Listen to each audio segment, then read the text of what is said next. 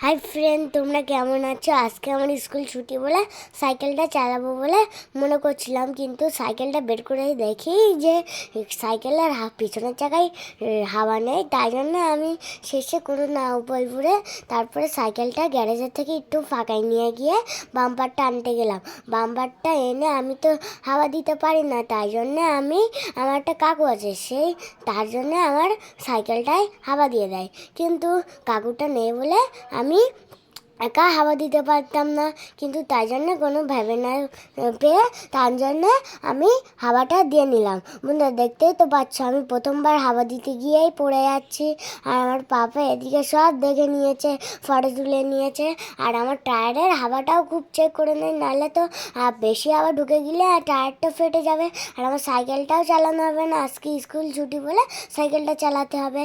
বন্ধুরা, কত কষ্ট করে আমি আমার সাইকেলে হাওয়া দিয়ে দিলাম, তোমরা তো দেখলে। আর আমার যদি সাইকেলে যদি হাওয়া বেড়ে যায়, তাই জন্য আমি একটু চেক করে নিলাম। আর আমি যদি বাম্পারটা না রেখে আসি ঠিক যায়, তাহলে আমার পাপা বকবে, তাই জন্য আমি বাম্পারটা ঠিক যায় রেখে চলে আসলাম। আর আমার সাইকেলে চড়ারও উপযুক্ত হয়ে গেছে, তাই জন্য আমি সাইকেলে চড়ে বসলাম। তাই জন্য আমি যে এবারে চালাতে চললাম।